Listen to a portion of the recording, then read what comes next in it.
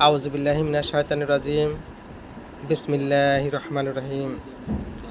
আসসালাতু আসসালামু আলাইকা ইয়া রাসূলুল কারীম। আলহামদুলিল্লাহ। আমার সামনে উপবিষ্ট আমজাদ ভাই, বেলকুচি বাড়ি, বেলকুচি থেকে আগত। উনি এক বছর ধরিয়া উনি একটু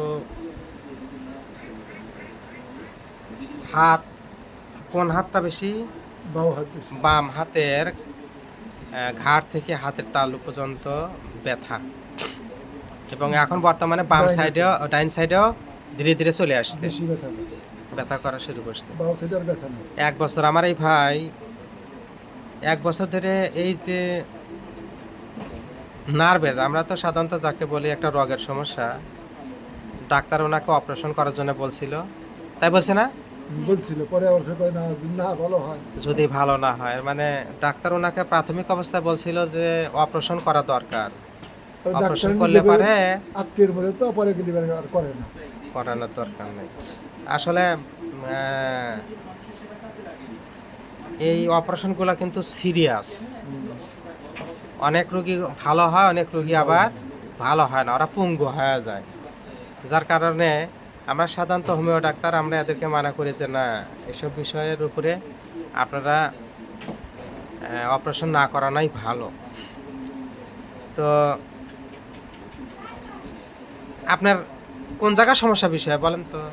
আমি বর্তমানে যাই কে নেয় যে কিন্তু ব্যথা, ইহানি ব্যথা, এটা কালকাল করতেছে।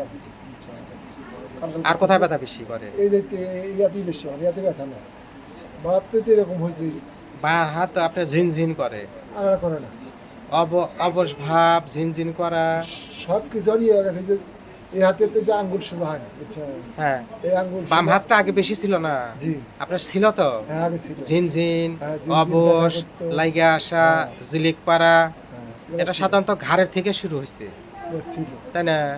এই যে কিছুদিন আগে ঘাড়ে ভালোই ব্যথা করতো। ঘাড়েও ব্যথা করছে, হ্যাঁ, আগে ছিল না, পরে আগে ছিল না। না এখন বর্তমানে বাম হাতের একটু কম, ডাইন সাইডটাই ব্যথা করতো, বেশি, ডাইন হাতেই বেশি ব্যথা করে। বা হাতে ব্যথা নাই, যদি এই আঙ্গুলগুলা সিধা হয় না, আঙ্গুলগুলো সোজা হয় না, ওই রকমই থাকে। মনে হইতেছে যে আমার হাতে মানে কিছু নাই, না। সেন্সেশন, অনুভূতি কম, অনুভূতি কম। তো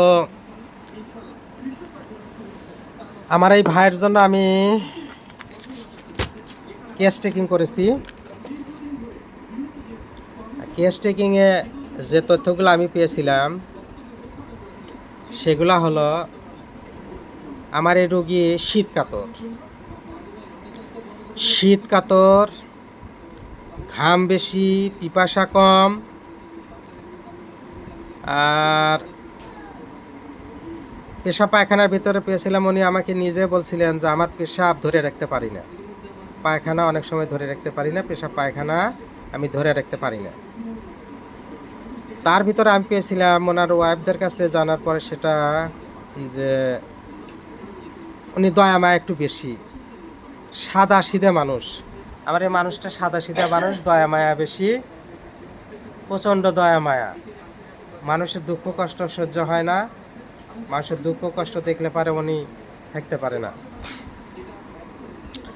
তারপরে আমি যেটা পেয়েছিলাম, খাবার দাবারের ভিতরে মাংস পছন্দ করে, মিষ্টি বেশি একটা পছন্দ করে না। তারপর আমি যেটা পেয়েছি, ওনাদের বংশে, ওনার মা এবং বাবার বংশে কিছু অ্যাজমা, আর ওনার বংশে হার্নিয়া ছিল, বাবার বংশে বাবার ছিল, দাদার ছিল, চাচাদের ছিল হার্নিয়া। তো স্বভাবতই ওনারও একটা হার্নিয়া ছিল, আচিল আছে। রোগী আমার স্বভাবতই সাইকোটিক। তো রোগী শীত কাতর হওয়া সত্ত্বেও, শীত কাতর, দয়া মায়া বেশি, মাংস পছন্দ, মিষ্টি পছন্দ করে না, অন্ধকারে ভয় করে, পেশাব পায়খানা ধরে রাখতে পারে না। আমার এই রুগীটাকে দেখে কি মনে হয়? আমার এই রুগীটাকে দেখে মনে হয় এই রুগীটা কোষ্ঠিকামের রুগী। তো আমি ওনার জন্য কোষ্টিকাম নির্বাচন করেছি, কোষ্টিকাম 01/0/2। আশা রাখি 1 মাসের ভিতরেই আমার এই রুগীটা কোষ্টিকামে ভালো হবে ইনশাল্লাহ তাআলা। 1 মাস পর আপনাদের আবার দেখাবো। দোয়া চাই। ভালো থাকবেন। আসসালামু আলাইকুম।